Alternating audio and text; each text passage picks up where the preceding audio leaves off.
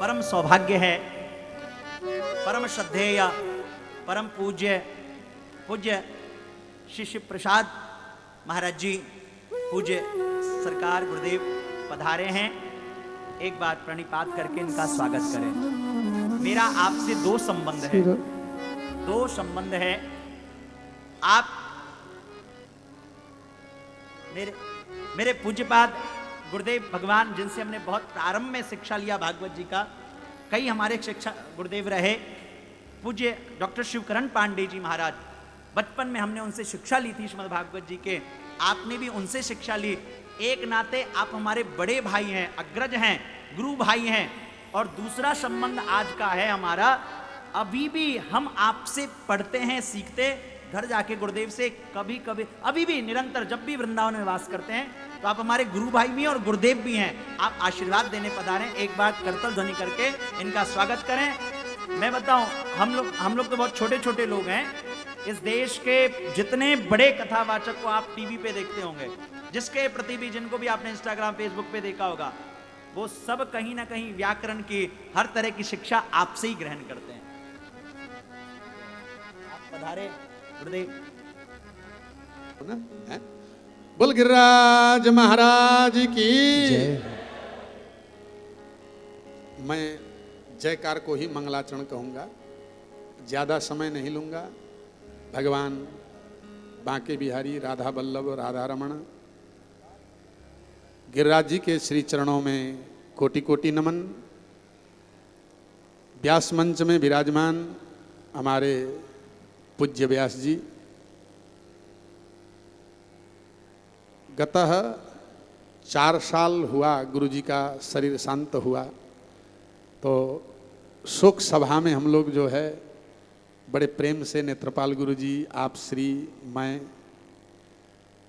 अब रही बात पांडे गुरु जी, हमारे वृंदावन के, जो आप लोगों ने वशिष्ठ सुने होंगे, विश्वामित्र सुने होंगे, तो वही वशिष्ठ विश्वामित्र अभी के समय में थे और गुरु जी के बहुत ही लाडले।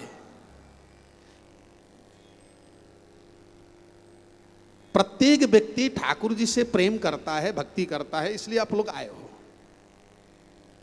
लेकिन ठाकुर जी आपसे प्रेम करते हैं कि नहीं, ये कौन बताएगा? ये भी आप ही बताओगे कि आपका मन ठाकुर जी के चरणों में रम रहा है, आपका मन भगवत कथा में रम रहा है, तो समझो ठाकुर जी आपसे प्रेम करते हैं। गुरुजनों से तो हर कोई प्रेम करता है। पांडे गुरु जी के लाखों शिष्य थे, लाख, और केवल वक्ता, क्योंकि उनकी कामी भागवत रामायण सब पढ़ाना। तो इतने शिष्य में से भैया आप हरिवंश जी से इतने प्रेम करते थे, तो आप भी उन्हीं गुरु जी से पढ़े हैं, हम भी उन्हीं गुरु जी से गुरु भाई हैं। और आपने कहा कि कभी कभी पढ़ता हूँ, तो देखो, निरंतर पढ़ता हूँ। हाँ, तो देखो, पढ़ाई आप कहीं भी पढ़ें, क्योंकि हम लोग टीचर हैं ना, तो पढ़ाई की बात करते हैं कि जीवन में किसी भी व्यक्ति को, चाहे वह क्लास 5 में पढ़ रहा हो, चाहे वह 10 साल का हो, चाहे वह 70 साल का क्यों ना हो, प्रत्येक व्यक्ति को पढ़ना बहुत जरूरी है। देखो, कभी गीता पढ़ लें, पढ़ने का मतलब कुछ नया सीखना। जब आप नया सीखोगे तो आप हमेशा यशस्वी बने रहोगे, आप हमेशा गुरु बने रहोगे, क्योंकि कुछ आपको नया देना पड़ेगा। और पढ़ने वालों को कभी संतोष नहीं करना चाहिए। त्रिभिर संतोष न कर्तव्य, वैसे कहा जाता है भाई संतुष्ट रखो, संतोष रहो, संतोष को धारण करो। बोले नहीं नहीं नहीं नहीं नहीं, 3 चीज में आप सदैव असंतुष्ट रहें। किस किस में असंतुष्ट रहें? बोले अध्ययन में। जो अध्ययन करने वाले हैं, जो पढ़ते हैं, स्कूल कॉलेज में जो पढ़ रहे हैं, अथवा जो व्यास जी ने कहा भी पढ़ रहे हैं, जिस दिन व्यक्ति पढ़ाई में संतोष कर लेगा, आपने देखा होगा बड़े बड़े ऑफिसर बन के कुछ लोगों को बहुत पहले जॉब मिल जाता है, फिर भी वो पढ़ना नहीं छोड़ते, फिर प्रमोशन होके बहुत आगे चले जाते हैं। क्यों? उन्होंने पढ़ाई में संतोष नहीं किया और पढ़े। जो 2 घंटा पढ़ता हो 4 घंटा पढ़े, जो 4 घंटा पढ़ता हो फिर भी कहे कि मैंने कम पढ़ा। इसलिए पढ़ना बहुत आवश्यक है। प्रत्येक व्यक्ति को अपने अपने विषय में बहुत बढ़िया से पढ़ना चाहिए। और आप लोग भी 7 दिन से पढ़ ही रहे हैं, तो पढ़ाई में कभी संतोष न करें। जो पढ़ाई में संतोष करता है या तो फेल होगा या तो 70% नंबर आवेगा तो बेकार है। आजकल तो 80% आना चाहिए किसी भी विषय में हो। तो पढ़ाई में संतोष न करें। और दूसरा, भगवान के नाम जप में, कथा में भी संतोष नहीं करना चाहिए। लोग कहते हैं आजकल भागवत बहुत ज़्यादा हो रही है। मैं कहता हूँ क्या पाप कम हो रहा है क्या है? तो पहले पाप कम होते थे तो कथा कम होती थी। आजकल कहीं न कहीं पाप ज़्यादा हो रहे हैं और करने वाले आप हम ही हैं, बच नहीं सकते। पापो हम पाप कर्मा हम। हमारे जगदीश स्वामी ने आरती में पहले ही बता दिया, मैं मुँह रख खल कामी कृपा करो भरता। तो अध्ययन में संतोष न करें, भगवत नाम जप में, कथा कीर्तन में संतोष न करें। अगर इसमें संतोष कर लिया तो आपका पाप नाश नहीं होगा, फिर 84 का चक्कर में आपको जाना पड़ेगा। इसलिए असंतुष्ट होकर, पिपासु होकर कथा सुने। और तीसरी बात है दान। दान में भी संतोष नहीं करना चाहिए। आप दान तो अपनी इच्छा के अनुसार देते हैं, चाहे 10 रुपया देवें, कहीं भी 100 रुपया देवें, लाख रुपया देवें। जिस दिन आपने संतोष कर लिया तो उसी दिन आपका बचा हुआ धन अपवित्र हो जाएगा, क्योंकि आप कहोगे अब तो मुझे करना ही नहीं। तो इसलिए ये 3 चीज में असंतुष्ट रहें। दान पुण्य आप लोग खूब करते हैं, लेकिन मन में कभी ये न सोचें कि भैया मैंने ज़्यादा किया, कम किया। पढ़ने वालों को मैंने बहुत पढ़ लिया, ऐसा कभी नहीं सोचना चाहिए मैंने कम पढ़ा है। ऐसे ही कथा सुनने वालों को वही कथा है अनादिकाल से, लेकिन व्यक्ति फिर भी सुन रहा है। कहीं न कहीं उसको कथा के माध्यम से भगवत भक्ति और भगवत संबंधी ज्ञान और संसार से वैराग्य, ये तीनों चीज को धारण करना है। क्योंकि संसार कटुवृक्षस्य द्वे फले अमृतोपमे, आप लोगों ने सुने होंगे। ये संसार एक कड़वा पेड़ है, कड़वा वृक्ष है। जहाँ जाओ कड़वाहट है, पति पत्नी में कड़वाहट है, भाई भाई में कड़वाहट है, अड़ोसी पड़ोसी में कड़वाहट है। ये संसार का नाम ही कड़वा वृक्ष है।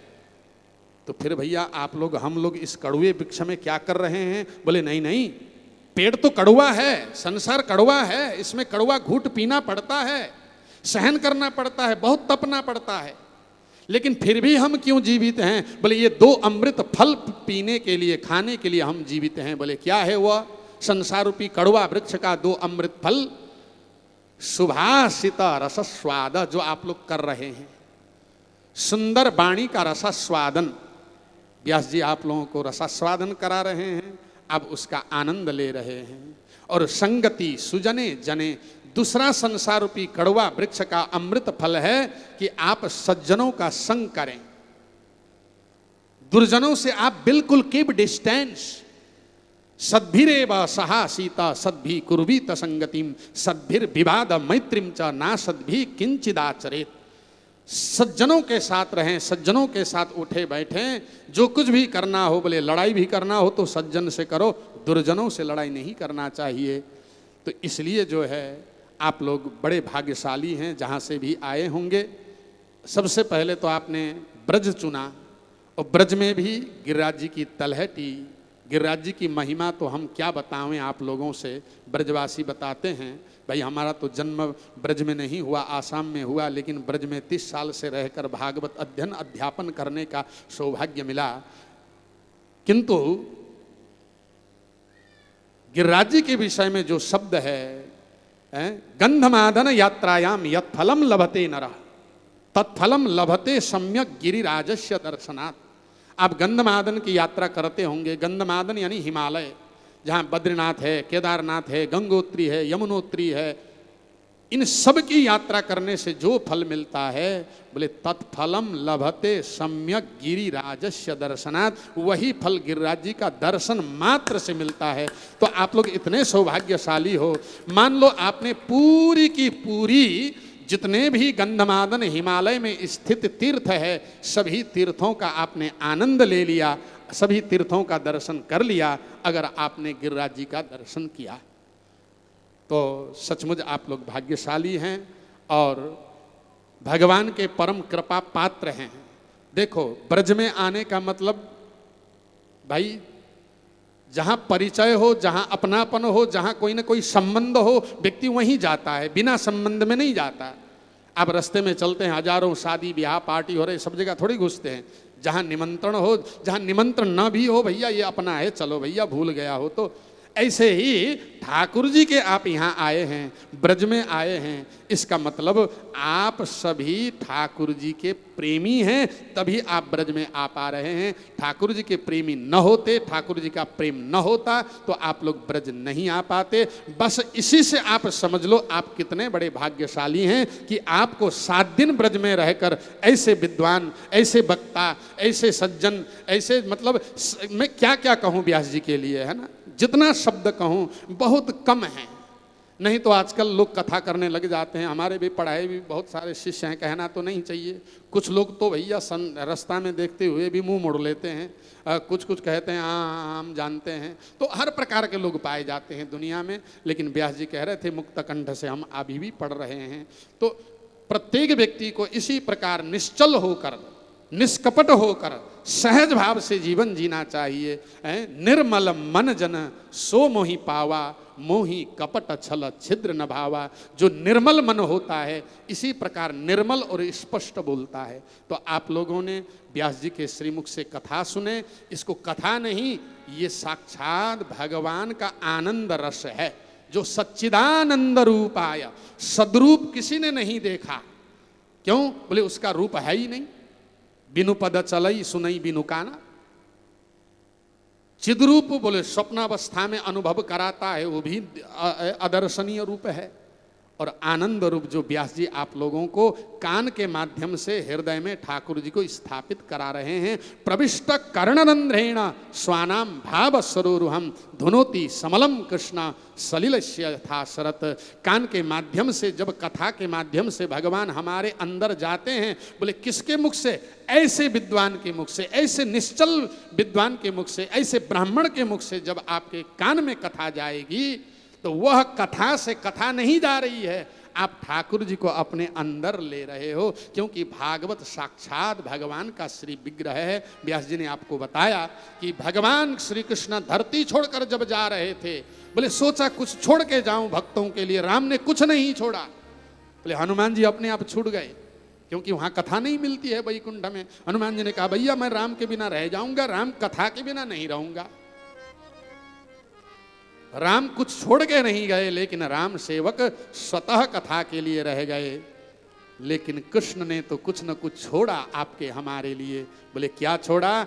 अपना सर्वस्व तेज, अर्थात जैसे आकाश होता है लेकिन दिखता नहीं है, वायु होता है दिखता नहीं है, ऐसे ही व्यास गद्दी में रखा हुआ भागवत साक्षात भगवान श्री कृष्ण का स्वरूप है। जिस प्रकार शोरूम में मूर्ति होती है उसको आप प्रणाम नहीं करते हैं, वही मूर्ति प्रतिष्ठित हो जाए फिर पूजनीय हो जाते हैं। ठीक उसी प्रकार भगवान जहाँ भागवत रखा गया 7 दिन के लिए संकल्प पूर्वक यज्ञ के उद्देश्य से, तो साक्षात भगवान आके विराजमान हो जाते हैं। तो आप सभी भगवान के सन्मुख, व्यास के सन्मुख, गिरिराज जी के तलहटी पे, ब्रजधाम पे कथा सुन रहे हैं। तो आप सभी भगवान के कृपा पात्र हैं। और हम यही कहेंगे आप सभी से, आप हमें भी आशीर्वाद दीजिए, हम आपको आशीर्वाद देंगे, और व्यास जी को भी खूब आशीर्वाद दीजिए। क्योंकि ये ब्रज है ना, कथा की परंपरा में श्रोता भी व्यास को आशीर्वाद देता है। जैसे अभी मैं श्रोता हूँ, आप व्यास जी हैं, तो मैं क्या आशीर्वाद दूंगा? बोले सूत जीव चिरम सौम्य शाश्वती विशदम यशा। 88,000 श्रोता सूत जी से कहते हैं तुम जुग जुग जियो, निरोग होकर जियो, और इस प्रकार कृष्ण भक्ति का प्रचार करते रहो। मैं भी व्यास जी से यही कहूँगा, आप जुग जुग जिए, अधिक से अधिक जिए, स्वस्थ जिए, और सभी को कृष्ण भक्ति रसास्वादन कराते रहें। इन्हीं शब्दों के साथ आप सभी के अंदर विराजमान परमात्मा को कोटि सा नमन। सभी को जय श्री राधे, जय श्री कृष्ण।